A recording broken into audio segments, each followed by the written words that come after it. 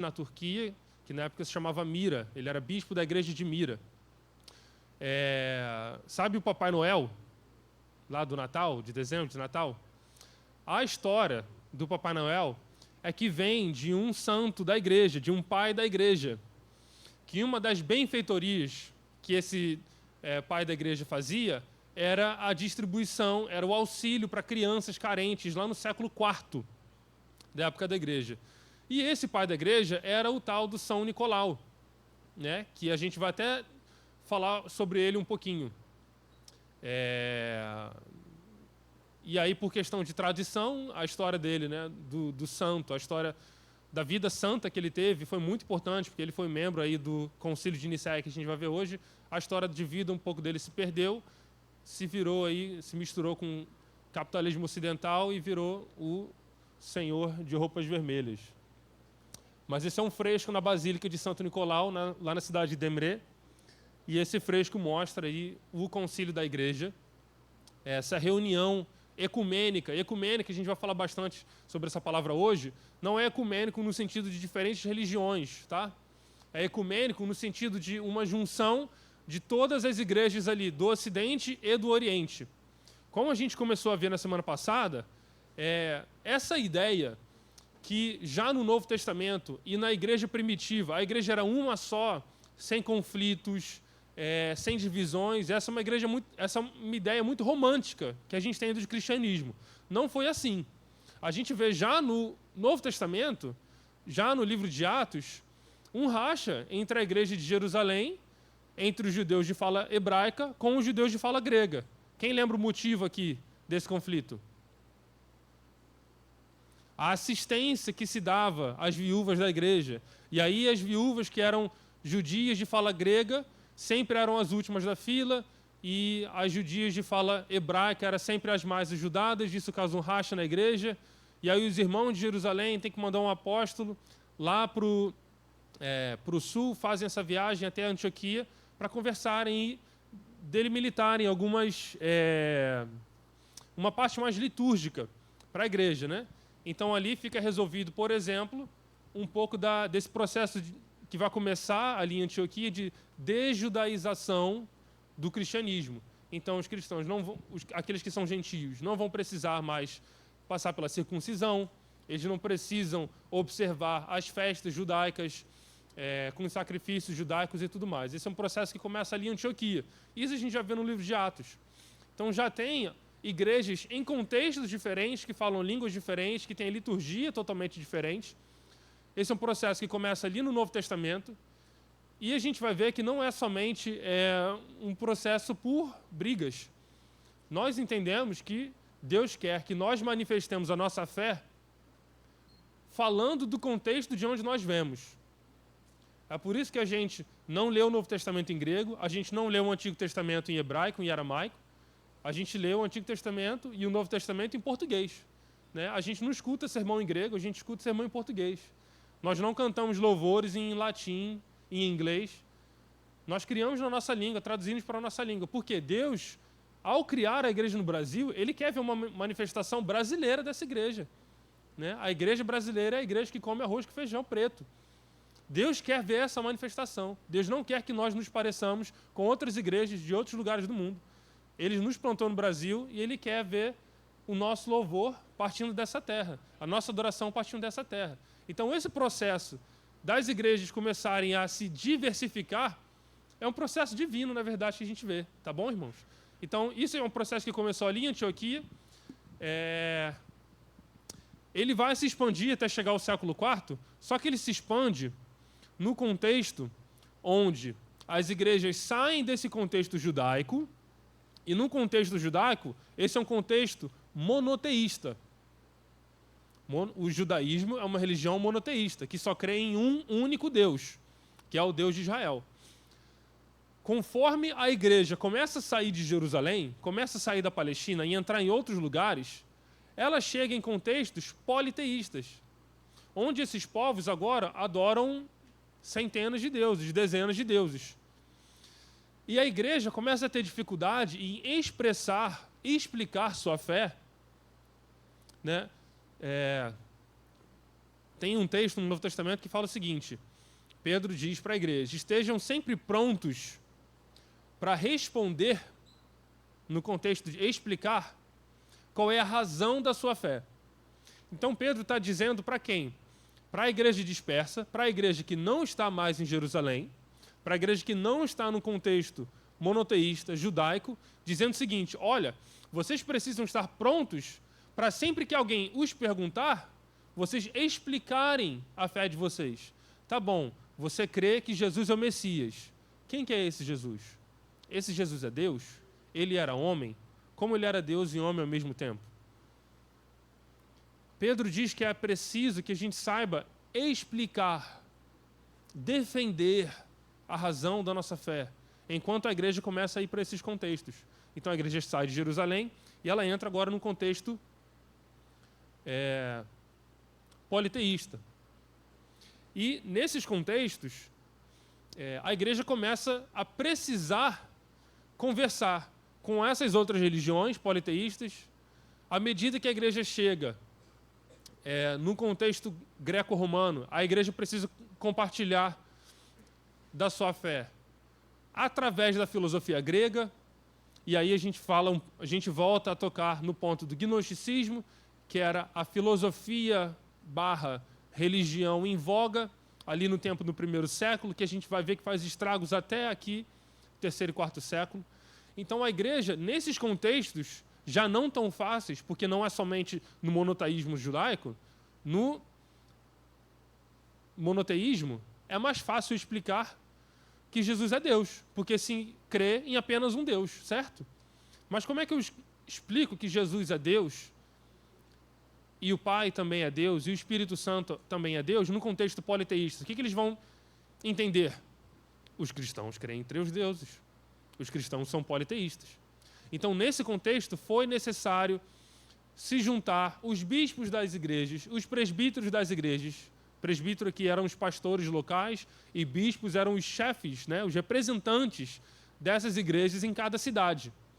E aí fazia-se uma junção, pegava esses cristãos, lideranças das igrejas lá do Oriente, juntava com o pessoal no Ocidente e colocava-os para debater, para conversar. A gente já vê isso acontecendo em Jerusalém, como foi dito no livro de Atos, e agora como movimento ecumênico, a gente vê agora um concílio.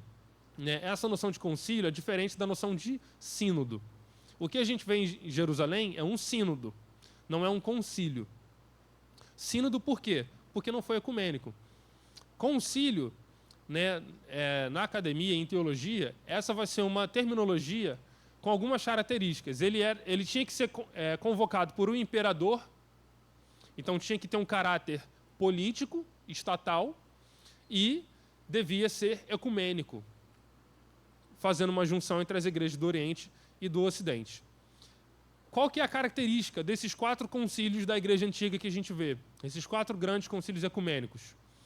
Primeiro, foi o estabelecimento da formulação litúrgica da Trindade, estabelecimento de uma formulação litúrgica da Trindade, isso a gente vai ver em Niceia, no ano de 325, em Constantinopla, no ano de 381, que é o segundo concílio, e o estabelecimento de uma formulação litúrgica da encarnação no concílio de Éfeso, em 431, e no concílio de Calcedônia, em 451. Por que a gente diz aqui, olha, estabelecimento da formulação litúrgica? Porque há alguns boatos, infelizmente, que toma muita gente, que tem muita gente que crê nessas coisas, que é o seguinte: mas o cristianismo nasceu no concílio de Niceia. Foi o imperador Constantino que criou o cristianismo. Foi o imperador Constantino que criou o Espírito Santo, que criou isso e aquilo. Mas a gente vai ver, passando por esses documentos, como a gente vai passar hoje, olhando ali as fontes primárias, não somente o que fulano falou sobre tal concílio. Não. A gente vai ler hoje relatos desse concílio, lá do século IV, então trabalhando com fonte primária aqui, vendo que quando se chega ao concílio de Niceia, o cristianismo já está bem estabelecido. No Novo Testamento, a gente já vê o conceito de Pai, de Filho, de Espírito Santo. Já haviam formulações trinitárias, formulações litúrgicas que eram usadas antes do ano 325, quando a gente observa, por exemplo, os ritos de batismo. Então, quando se batizavam um cristão, e a gente observa isso na Didaquê, que é um documento do primeiro século já, primeiro e segundo século, quando ia se batizava a pessoa 3 vezes. Ali no primeiro século, antes do cristianismo começar a partir e ir para o norte da Ásia, para o norte da Europa, enquanto ele estava ali na Palestina, no Oriente Médio, se batizava somente por imersão. E aí, era até engraçado, porque você pega o documento do primeiro século e fala o seguinte: tem que levar para um rio, tem que ser um rio de água corrente, porque aí simboliza o lavar dos pecados, né? Levando os pecados para longe da pessoa, e tem que ser em água fria, não pode ser em água morna. Se o rio tiver água morna, tem que procurar outro rio. Era um documento que dizia ali no primeiro século da igreja. E se batizava 3 vezes. Por que 3 vezes? Porque batizava-se a primeira no nome do Pai, depois mergulhava de novo no nome do Filho, e depois mergulhava de novo no nome do Espírito Santo. Isso, 150, 200 anos antes do Concílio de Nicéia. Então é certo falar que Nicéia criou o cristianismo? Que Nicéia criou a Trindade? Não. Por quê? Porque essa já era uma prática que a gente vê 200 anos antes de Nicéia, e como a gente vai ver, Nicéia nem conversou, por exemplo, sobre o Espírito Santo. A doutrina do Espírito Santo não esteve em voga no Concílio de Nicéia, nem no Concílio de Constantinopla. Eles vão debater sobre a natureza do Espírito Santo somente em Éfeso e em Calcedônia, nesses 2 concílios já do século V. Tá? Então não é correto dizer isso. Esses 4 concílios, na tradição da igreja, são comparados aos 4 evangelhos, simbolizando ali, não em nível de como é que posso dizer? De autoridade devocional à vida do cristão, mas sim em autoridade de fé. Como nós vamos ver, esses 4 concílios, cada concílio fornece ao final dele uma confissão, e essas confissões são um resumo da fé cristã, de forma que, para ser cristão, precisa-se afirmar aquilo que esses concílios afirmam. Vai ter uma questão no concílio de Éfeso e principalmente no concílio de Calcedônia, porque as igrejas do Oriente elas vão discordar com algumas das formulações trazidas pelo concílio de Calcedônia, principalmente em 451. Então, a gente tem hoje, no mundo, cristianismo não calcedoniano. Quem são esses? São as igrejas que não afirmam o credo de Calcedônia. Elas afirmam só Nicéia, Constantinopla e Éfeso, que são as igrejas siríacas do Oriente. Está lá, que é a igreja nativa do Iraque e do sul da Turquia. E aí, lembrando que esses concílios, eles não criaram dogmas. O que é isso? Eles não criaram doutrina. Eles não falaram, olha, a partir de hoje, a partir desse concílio, fica decidido que os cristãos precisam crer nisso, nisso, nisso. Não, eles criaram formas confessionais, que são os credos, e formas litúrgicas.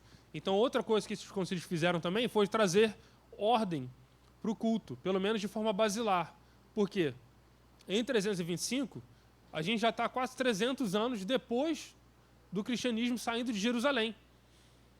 E essas igrejas, muitas das vezes, sem contato nenhum uma com a outra, as práticas dessa igreja vão ser totalmente diferentes. Então, uma das coisas que esse concílio faz é trazer, pelo menos de forma um pouco basilar, uma forma litúrgica e uma forma confessional. Certinho por aqui? Então, como surgiu essa ideia de um concílio? A gente vê já, como foi dito, essa ideia surgindo lá de Atos 15, para que se tivesse uma solução de conflitos entre essas comunidades distintas. No caso ali, entre a comunidade dos judeus e a comunidade dos helênicos, dos judeus de fala grega. Isso é um movimento que vai se expandir com os séculos.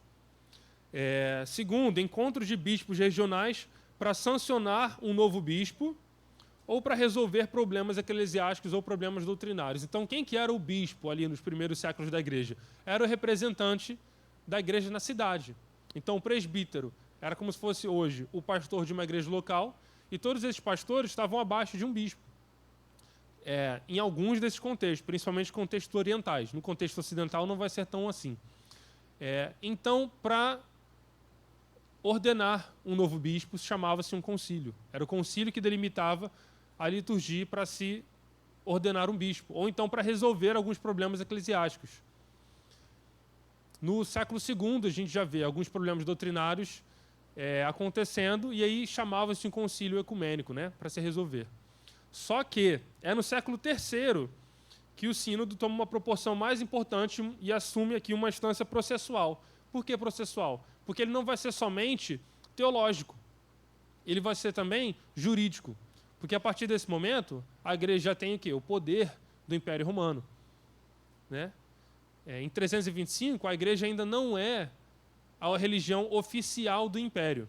Não é o imperador Constantino que faz o cristianismo a religião oficial do Império. É o imperador Teodósio, né? Um pouco depois de Constantino. O que Constantino faz é cancelar a perseguição sobre os cristãos. Então ele fornece liberdade para os cristãos adorarem a Jesus dentro do Império Romano, mas é Teodósio, lá em 380, que vai, com o Edito de Milão, falar que agora o cristianismo é a religião oficial do Império. Sendo oficial do Império, para você ser romano, cidadão do Império Romano, você tem que ser o quê? Cristão.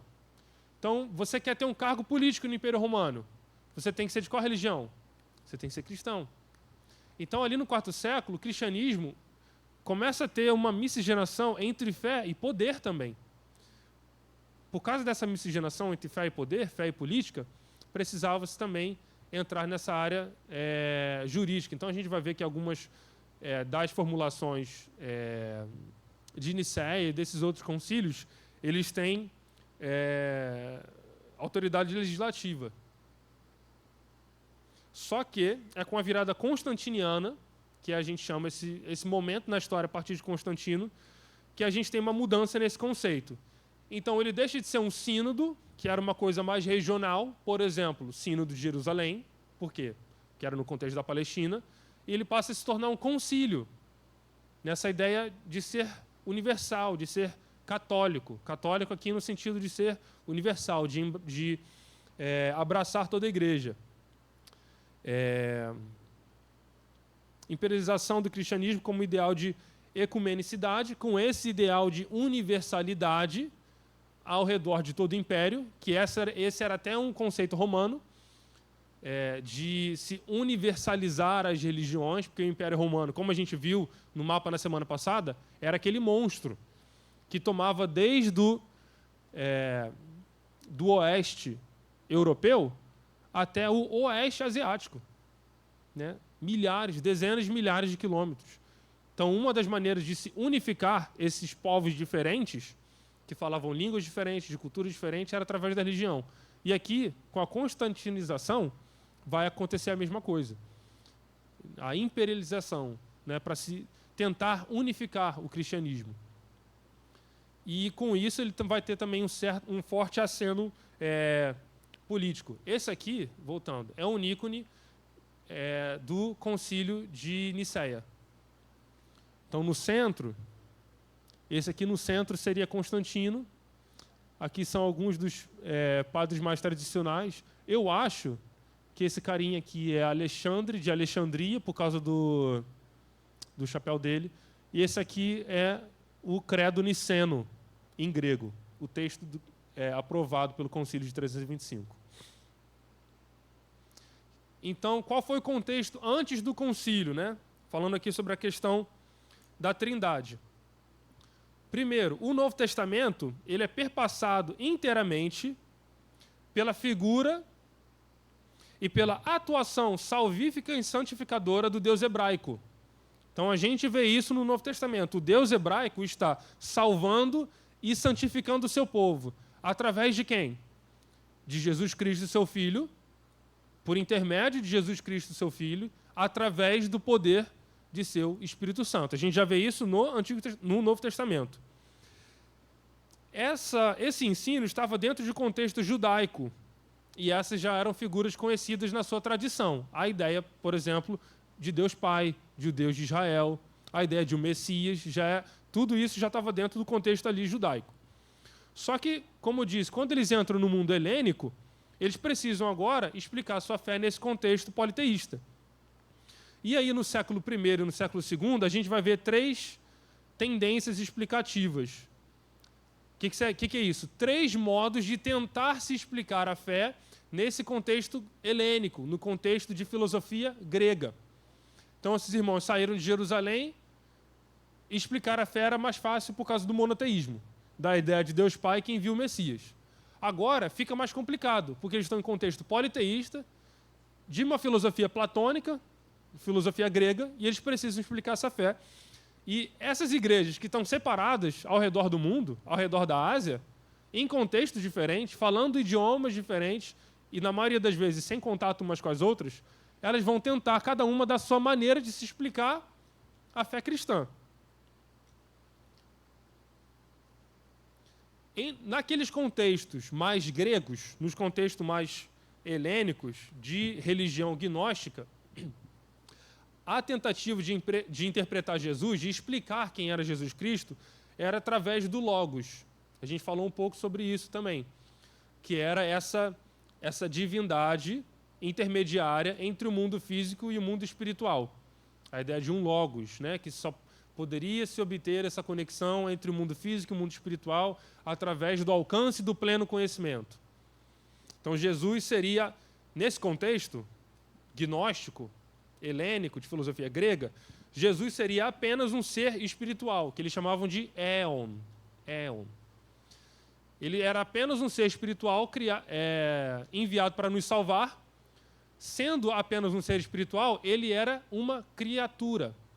Ele era uma emanação do Deus único. Então, existia um Deus único que, para enviar um intermediador, criou esse intermediador, que seria Jesus Cristo.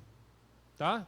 Isso na ideia gnóstica, na ideia helênica de filosofia grega.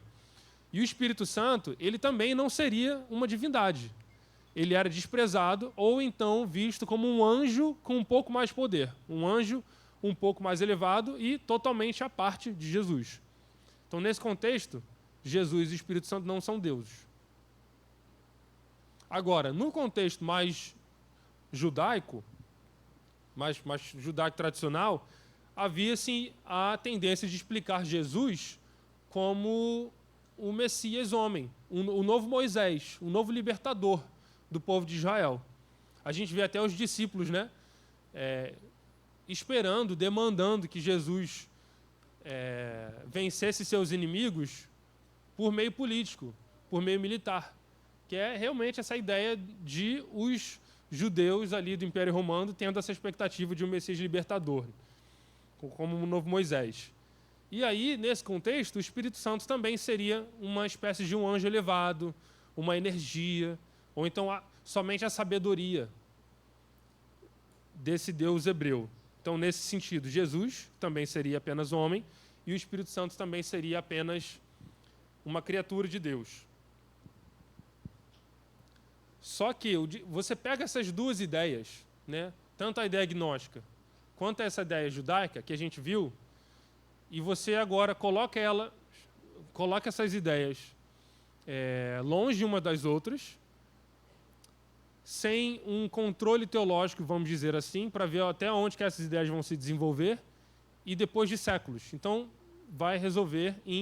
isso vai acabar resultando em algumas heresias que são criadas no decorrer da história da igreja.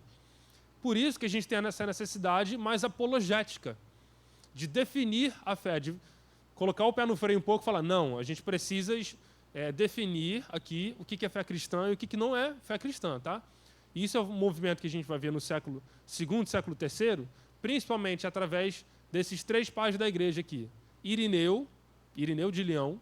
Se vocês quiserem anotar esses nomes para estudarem depois, é muito importante conhecer um pouco da obra desses homens, desses pais da igreja. Irineu de Leão, Orígenes e Tertuliano.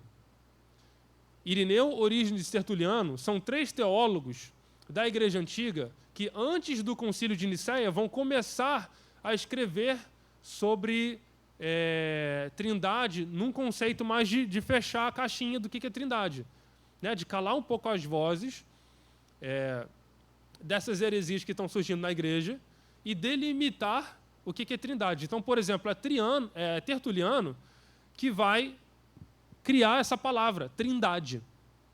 Essa palavra em grego, em latim, não existia. Não, acho que Irineu cria a palavra em grego e Tertuliano traz o sentido da palavra em latim. Então, antes só se explicava, não, é Deus, o Pai, o Filho e o Espírito Santo, os três são um só, mas só tem um Deus. Então, ficava somente nessa explicação. Tertuliano é aquele que crava, né, essa expressão de trindade.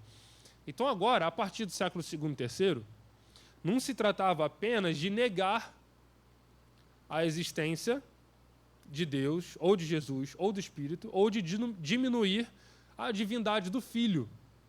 Diminuir a divindade de Deus Filho, de Jesus ou do Espírito Santo. Mas precisava-se defini-las nesse contexto de uma religião monoteísta. Então, o que estava acontecendo aqui? A criação de uma doutrina nova? A elaboração de uma doutrina nova? Não. A definição daquilo que a igreja já cria. E aí, quais eram essas heresias principais antecedendo o concílio de Nicéia? Primeira é o monarquianismo. Monarquianismo. Esses são nomes complicados, fica comigo aqui, não dorme não, tá? Mas é importante a gente entender bem. Sabe por quê? Porque às vezes, se a gente perguntar aqui dentro agora, me explica a doutrina da Trindade, talvez vai ter algum monarquiano, vai ter algum subordinacionista, vai ter algum ariano aqui. Por quê? Porque às vezes a gente crê numa coisa sem necessariamente ter ali a definição certinha, né? Uma explicação certinha daquilo que a gente crê.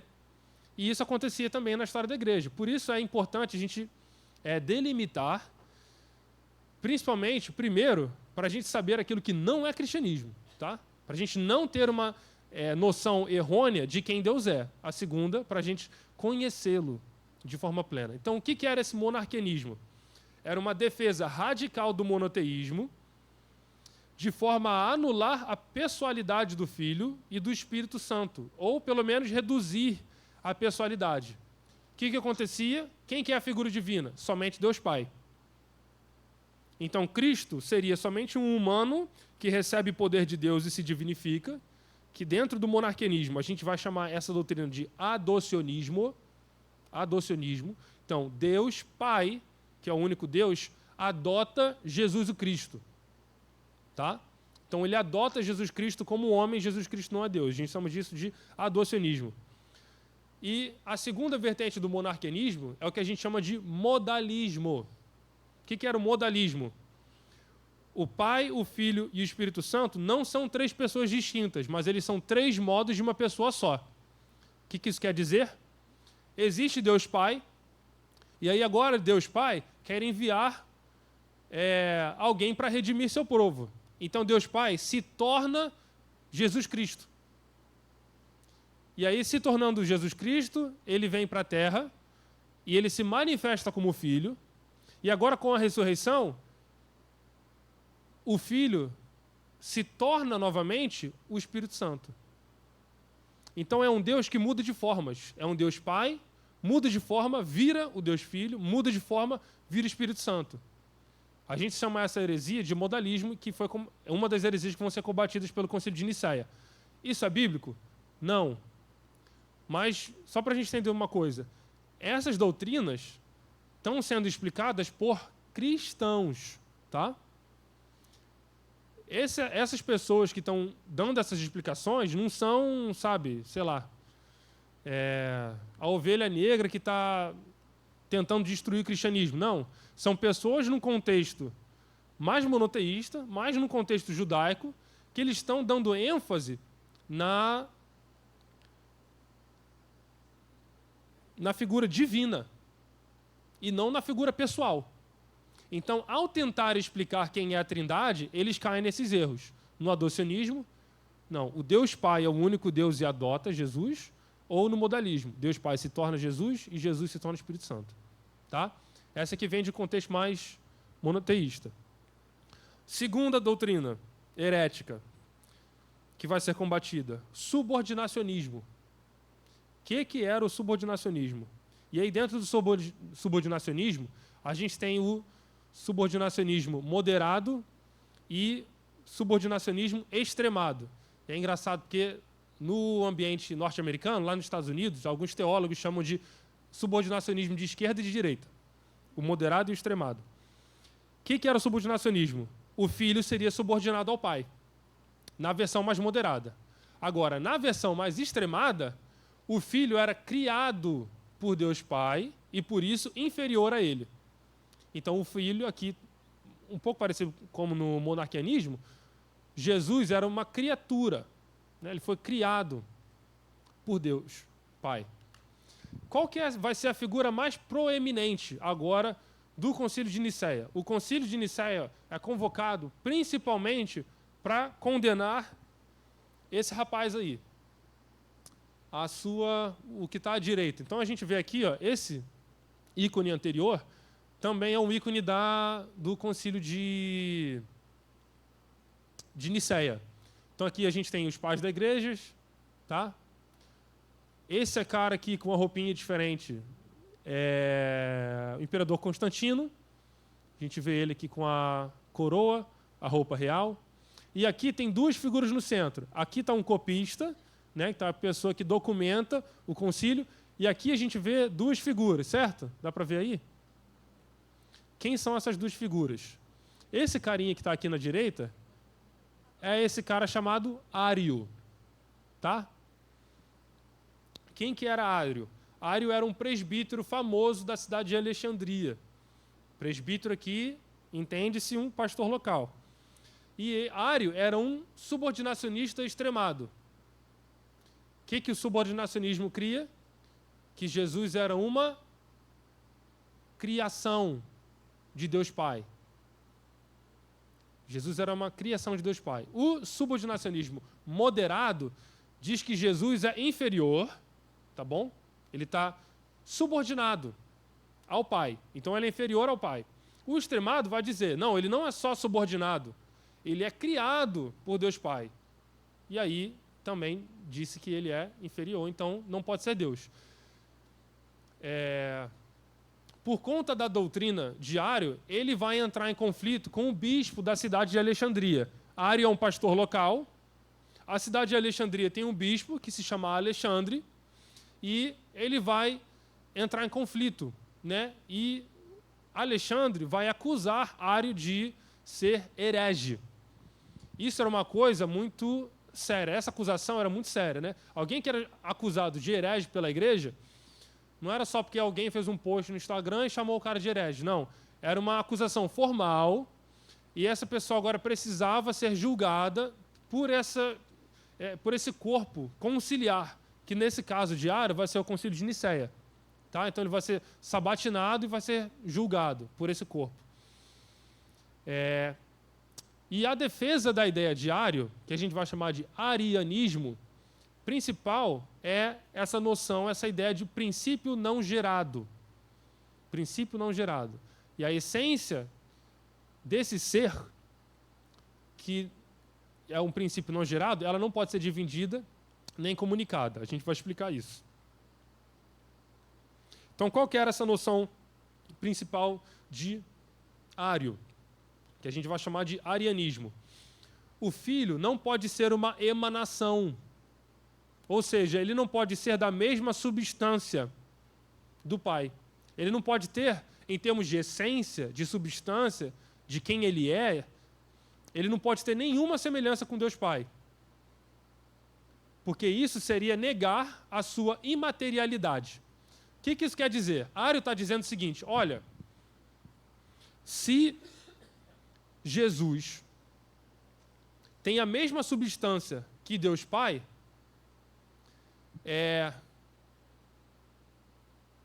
isso seria impossível porque ele é um ser material, ele é um ser de matéria, um ser físico aqui, ó, carne e osso, você consegue pegar nele. Então, assemelhar um ser físico, material, é negar a imaterialidade, a espiritualidade de Deus Pai. Faz sentido? É complicado isso. A gente vê como era complexo, sabe? Esses concílios estavam debatendo doutrinas, ideias, filosofias, teologias que eram muito complexas. Não com o intuito de destruir a igreja, mas com o intuito de explicar, de tentar trazer uma explicação a essa noção de trindade, que até então não tinha essa delimitação. Partindo dessa ideia, o Filho, então, seria a primeira e única criatura de Deus Pai. Então, o que Ário dizia? Deus Pai criou Jesus Cristo. E Jesus Cristo criou o universo, tudo que a gente conhece, né? Toda a criação. Só que ele partia desse sentido que Jesus era uma criatura de Deus Pai. Que seria esse logos, né? O intermediário entre esse mundo espiritual e esse mundo físico. Agora vamos desenvolver essa ideia. Se esse filho não existisse sem começo, se Jesus Cristo, Deus Filho, não existiu com o Deus Pai durante toda a eternidade, ele seria um irmão desse Deus, não um filho. Mas a Bíblia diz que Jesus é filho, então ele tem que ter sido criado. Isso que Ário dizia. Se ele não fosse criado, ele seria chamado de irmão e não de filho. Se o filho não era plenamente homem, então homem não pode buscar ser igual ao filho. Logo, não pode ser salvo. Então, se esse homem não pode ser Deus, nós não podemos ser salvos por esse homem. Logo, nós não podemos ser salvos. Então, Ário está desenvolvendo a sua doutrina para dizer, olha, Jesus e Deus Pai não podem ser o mesmo. Por conta desse conflito, dessas heresias trazidas por Ário, ele entra em conflito agora com o bispo de Alexandria, e Ário vai ser excomungado em um sínodo organizado por Alexandre, antes do concílio de Nicéia, tá? Aí o que Ário vai fazer? Ário foi excomungado ali da comunhão de Alexandria, da cidade dele, tá? Do contexto dele, pelo bispo principal da cidade, que é Alexandre. Os dois debatem, Ário vai ser expulso. Aí o que Ário faz? Vai lá para a Palestina e pede ajuda para os bispos palestinos. Porque os bispos palestinos vêm de contexto politeísta ou monoteísta? Monoteísta.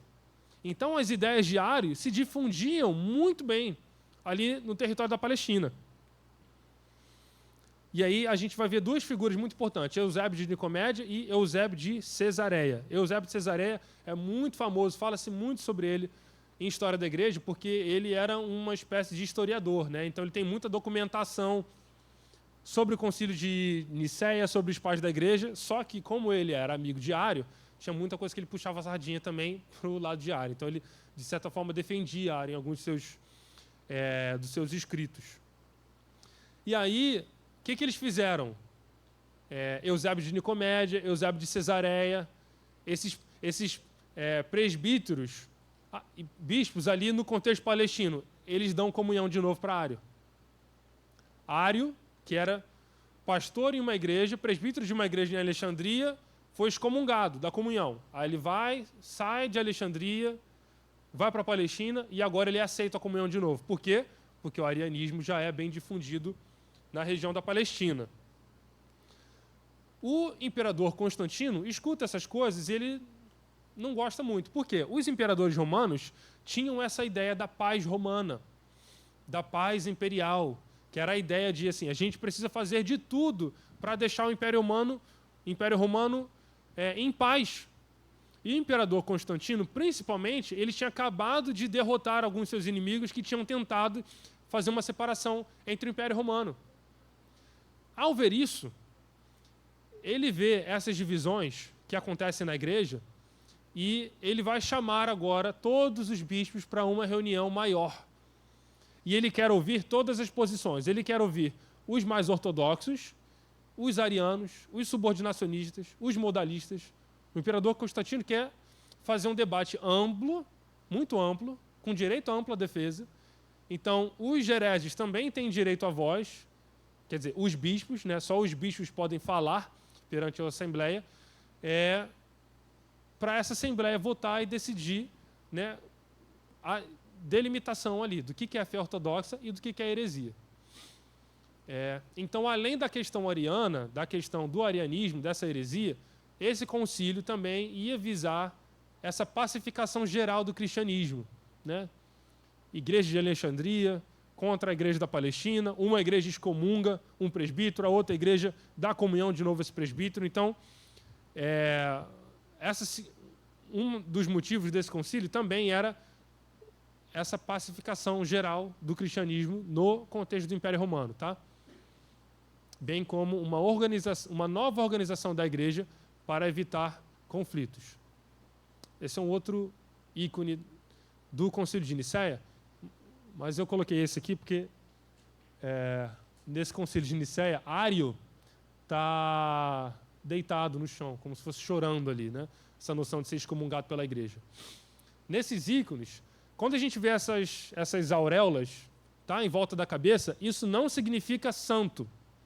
Isso não significa santidade em história da igreja, tá? Então, quando a gente vê alguém que tinha esses círculos dourados, isso não significa que essa pessoa era um santo. Por exemplo, Constantino não é um santo. O imperador Constantino aqui, ó, na figura central. Mas eles têm a auréola. Por quê? Porque esse círculo significa ortodoxia. Significa a fé correta. É por isso que Ário não tem o círculo. A gente vê outros aqui também que não tem o círculo. Por quê? Porque esses eram hereges. Agora, os pais da igreja, aqueles que defendiam a fé, a santa fé, a doutrina ortodoxa da igreja, esses sim eram depictados como ortodoxos.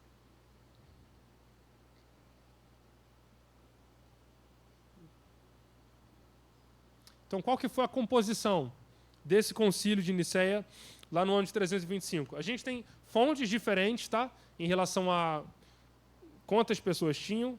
Eusébio, de Cesareia, cita que tinham 250 pessoas no concílio. Eustáquio cita que tinha 200 ou 270. Constantino e Atanásio também, que é uma figura muito importante para a história da igreja, citam 300. Então, provavelmente, entre 200 a 300 pessoas participaram desse concílio. Os participantes do concílio provinham quase em sua totalidade do Oriente. Então, reafirmando essa noção do cristianismo como uma religião oriental. O cristianismo não é uma religião do Ocidente, não é uma religião aí do homem branco, dos europeus. É uma religião oriental. No concílio mais importante da história da igreja, do Ocidente, tinha apenas esse bispo chamado Ósio de Córdoba e 2 presbíteros, Vito e Vicente, representando ali a igreja de Roma, representando o bispo de Roma. Eu tenho um amigo, um muçulmano, chama Akbar. O Akbar é Tadjik, é do Tadjiquistão. E a gente morou junto durante quase um ano. Um dos problemas, e eu pregava assim, muito para o Akbar, muito. Tinha vezes que a gente ia dormir 3 horas da manhã, 4 horas da manhã, conversando sobre Bíblia, conversando sobre o Evangelho. Eu não sei se tem assunto da fé cristã que eu não tenha compartilhado com o Akbar. Um dos problemas do Akbar em aceitar a Jesus, um dia ele falou para mim, olha, eu entendo que o que você está falando é verdade. Eu aceito que o que você está falando é verdade, mas eu não posso tomar uma decisão pessoal enquanto eu não ver um dos meus tomando essa decisão. Porque na cabeça do Akbar, se tornar cristão era se submeter ao Ocidente, ao imperialismo, às filosofias ocidentais, era se submeter à religião dos russos, que na Ásia Central os russos eram os colonizadores. Então, no contexto dele, ele fala, olha, eu olho para o meu povo, eu só vejo muçulmano. O Tadjik é o persa de hoje em dia. Os persas são muçulmanos. Eu olho na história do meu povo, eu só vejo persa, eu só vejo muçulmano, eu não vejo cristão. Então, tudo que você está falando faz sentido. mas eu me sinto, sabe, se eu falar que eu aceito Jesus como meu Senhor e Salvador, eu sinto que eu estou me ocidentalizando. Era o que o Akbar dizia. E aí, a minha briga, até hoje, com o Akbar, é tentar explicar para ele, falar, não, mas o cristianismo é uma religião oriental. Não é uma religião ocidental. Ela vai se desenvolver, é porque a gente aqui, irmãos, a gente só conhece o contexto de Ocidente por causa do protestantismo e do catolicismo romano. Mas você passa para o outro lado do mundo, tem cristão lá há 2.000 anos. Tem cristão na Turquia há 2.000 anos. Tem cristãos na Índia há 2.000 anos. Você pega todos os concílios mais importantes da história da igreja, eram todos orientais, como a gente vê. Cristianismo como uma religião oriental, não ocidental.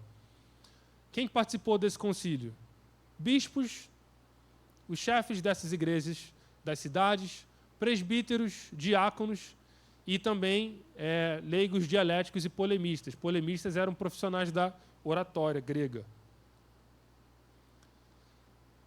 E aí, a gente caminhando agora já para o final, tem uma fala que é atribuída a Ário, no Concílio de Nicéia, em 325. Por que fala aí, está entre aspas? Porque embora alguns, infelizmente, até professor de história, alguns historiadores e teólogos até, dizem que essa fala foi de Ário, mas no Concílio de Nicéia, como é documentado, só quem tinha voz era um bispo. Ário não era bispo, Ário era presbítero. Então, quase 100% de certeza absoluta, Ário não poderia ter tido voz. Ele foi defendido através de Eusébio de Nicomédia, por exemplo, e de outras pessoas que corroboravam com a fé ariana, com a maneira ariana de se explicar a Trindade. Mas Ário, muito provavelmente, não teve voz no Concílio de Nicéia. Não se sabe nem se ele teve presente no Concílio de Nicéia. E aí, a frase atribuída a Ário diz o seguinte: o filho, gerado pelo pai fora do tempo, criado e fundado antes dos séculos, não era antes de ser gerado, mas gerado fora do tempo, antes de todas as coisas, somente ele foi criado pelo Pai único. Ele não é eterno, nem coeterno, e não partilha o fato de não ser gerado com o Pai. Ele não tem a existência com o Pai, como dizem alguns de um e de outro, afirmando dois princípios não gerados. O que Ário cria? Quando Ário tentava explicar a Trindade, o que Ário falava? Que esse filho, criado pelo pai fora do tempo, essa aqui é uma linguagem de Hebreus, tá? Do livro de Hebreus. Do filho gerado pelo pai. Então vê que o que Ário está tentando fazer é dar a sua explicação para as Escrituras. O filho, gerado pelo pai, criado e fundado antes dos séculos. Criado e fundado antes dos séculos. Sabe quando Jesus dizia que antes da criação eu sou? Antes de Abraão eu sou? Ário diz, ele não era antes de ser gerado. Ele só passou a ser quando foi gerado pelo Pai. Quando foi criado pelo Pai. Criado pelo Pai único. Não é eterno, nem coeterno. Não partilhe do fato de ser gerado com o Pai. Tá? Então essa era a maneira que o ariano, que o Ário, esse presbítero da igreja de Alexandria, tinha de explicar a sua trindade. Essa doutrina vai ser conhecida na história da igreja como arianismo, que foi a heresia principal a ser combatida pelo Concílio de Nicéia. E aí, o episódio aqui com o tal do Papai Noel, com São Nicolau. Diz uma história da tradição que quando Ário disse isso aqui, que ele não tem existência com o Pai, que ele não é eterno, nem coeterno, e nem partilha com o fato de não ser gerado pelo Pai, quando Ário diz que Jesus não é Deus por ser apenas uma criatura, que Nicolau de Mira, que era o bispo da igreja de Mira, o São Nicolau, levanta no meio de concílio de Nicéia e dá-lhe um tapa na cara de Ário. Ele esbofeteia Ário. No meio do concílio de Nicéia, aí, Ário cai desacordado. Então, esse é um ícone, essa é uma pintura depictando esse momento aí da tradição, né? O Papai Noel dando um tapa na cara do herege. Só que, muito provavelmente, isso não aconteceu, porque Ário não era bispo, portanto, Ário não podia ter falado isso aqui no Concílio de Nicéia. Não se sabe que Ário esteve no Concílio de Nicéia, e nem também a gente também não tem prova que São Nicolau, bispo de Mira, Papai Noel, esteve no Concílio de Nicéia também, tá? Mas é um fato interessante para a gente saber da tradição da igreja. Agora, qual que é a resposta de Alexandre, o bispo da cidade de Alexandria? Então, lembra? Aquele primeiro conflito que teve com Ário foi lá na sua cidade local, lá em Alexandria, no Egito. Quando Ário entra em conflito na sua cidade, ele é excomungado por quem? Pelo bispo da cidade, certo? Quem que é o bispo da cidade? Esse carinha aqui, Alexandre, bispo Alexandre. Tá? Ário sai, foge de Alexandria, vai lá para a Palestina, por quê? Porque lá ele é aceito. Aí eles dão comunhão de novo. Aí quando Constantino vê essa bagunça, chama o concílio para debater essas doutrinas, para definir a fé ortodoxa da igreja e para ver ali uma certa paz entre as igrejas ao redor do mundo. E agora, essa fala é desse carinha, de Alexandre, bispo de Alexandria, que foi aí, junto com Atanásio, um dos maiores defensores da fé ortodoxa, um dos caras que mais combateu Ário.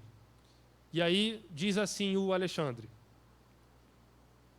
quem, ouvindo João dizer, no princípio era o verbo, não condenará os que dizem, houve um tempo em que ele não era. Olha que coisa linda. Isso aqui é Bíblia com Bíblia, tá? Só que é Bíblia na visão de herege e Bíblia na visão de ortodoxo. Quem, ouvindo João dizer, no princípio era o verbo, não condenará os que dizem, houve um tempo em que ele não era. Como seria ele, em sua substância, diferente do Pai? Ele que é a imagem perfeita e o esplendor do Pai e que diz, quem me vê, vê o Pai. Alexandre está citando aqui o Novo Testamento. Está citando Paulo. Em sua a imagem perfeita e o esplendor da sua glória, Paulo diz. Ele que é a imagem perfeita e o esplendor do Pai e que diz, quem me vê, vê o Pai. Se o Filho é o Verbo e a sabedoria do Pai, como teria havido um tempo em que ele não existiria? De novo. Se o Filho é o Verbo e a sabedoria do Pai, como teria havido um tempo em que ele não existia? É como se dissessem que houve um tempo em que Deus não tinha palavra, nem tinha sabedoria. Que coisa linda. Glória a Deus. Glória a Deus por Alexandre. Glória a Deus por esses homens, mulheres da história da igreja que salvaguardaram nossa fé ortodoxa, bíblica. Alexandre só está citando Bíblia aqui. Citando Paulo, citando Jesus, citando Pedro. E aí, para finalizar, já deu o nosso horário, vamos ler aqui o credo niceno. Essa é a formulação cristológica, trinitária, que vai ser dada aí à igreja em 325, e essa vai ser a formulação daquilo que é a fé ortodoxa. O que isso quer dizer? Para eu e você sermos cristãos, nós somos cristãos se nós afirmamos isso aqui. E aqui abrindo uma aspas muito grande, tá? Explicar isso com muito cuidado. Afirmar a Bíblia não é suficiente para a fé cristã ortodoxa. Meu Deus do céu. Ário, ao tentar dar uma explicação para a Trindade, ele estava afirmando o quê? A Bíblia. Qual que era a base da doutrina de Ário? O livro de Hebreus. Mas era numa exegese muito ruim. A maneira de se explicar era ruim.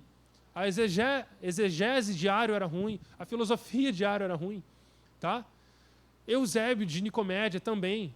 Esses homens que defendiam o arianismo, os subordinacionistas, como a gente viu, os modalistas, os monarquianistas, todos eles estavam tentando dar uma explicação de trindade através das Escrituras. Irmão, a gente vê tanta gente abrindo a Bíblia e falando besteira. Abrindo a Bíblia e falando besteira. Então, afirmar a Bíblia por si só não significa que a fé dessa pessoa que está abrindo a boca é ortodoxa. Tá?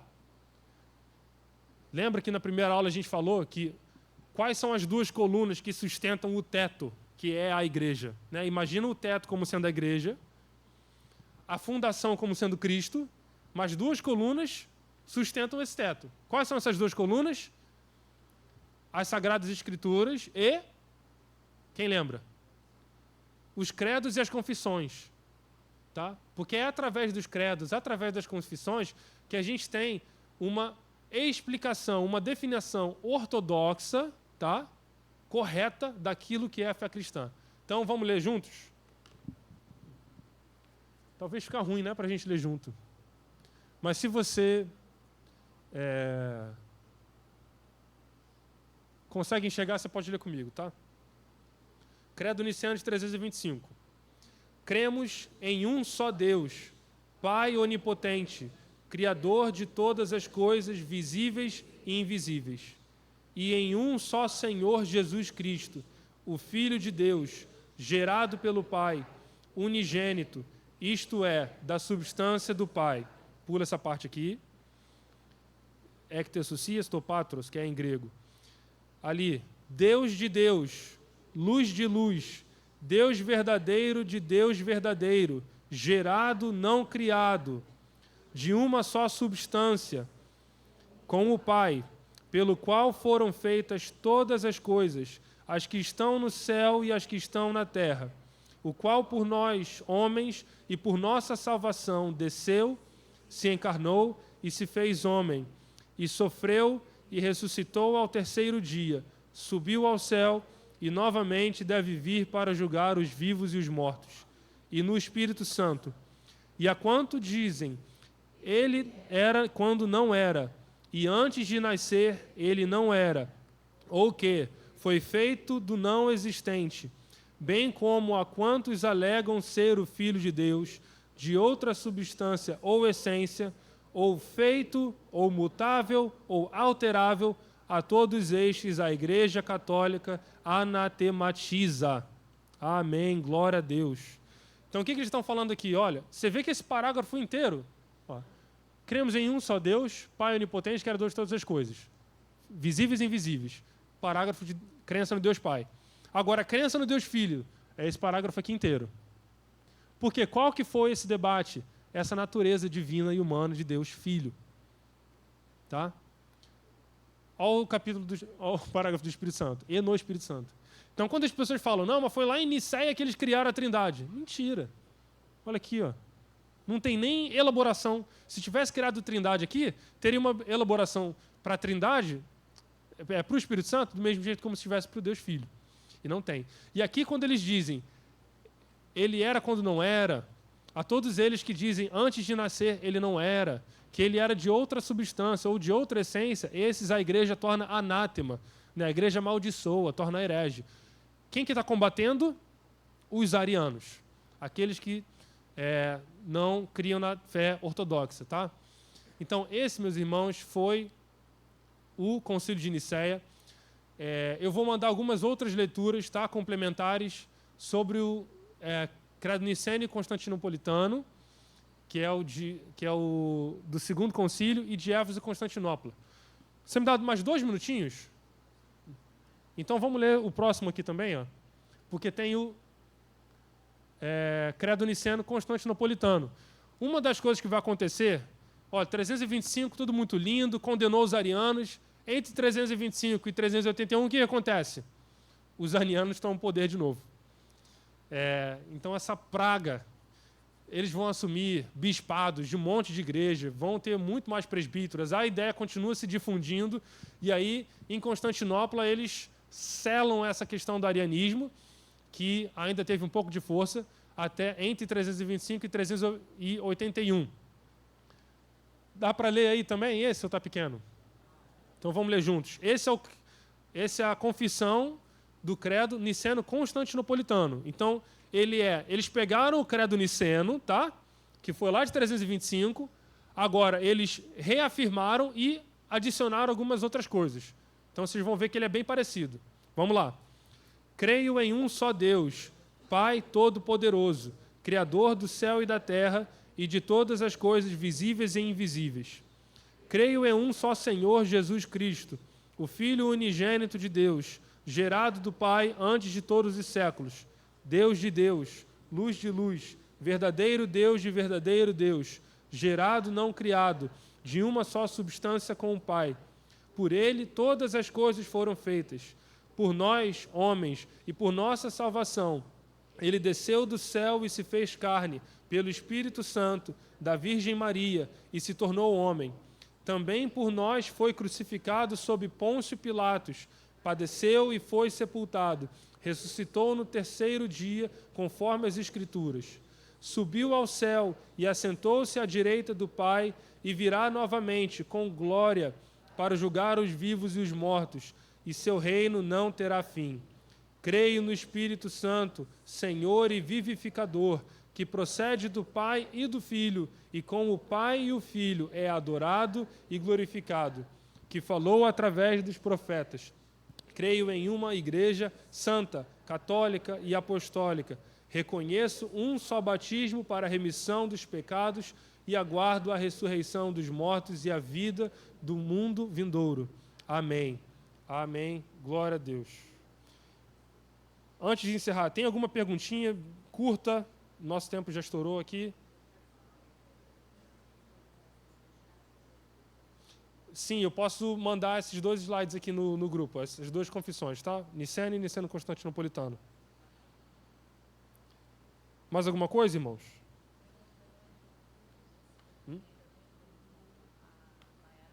Tá.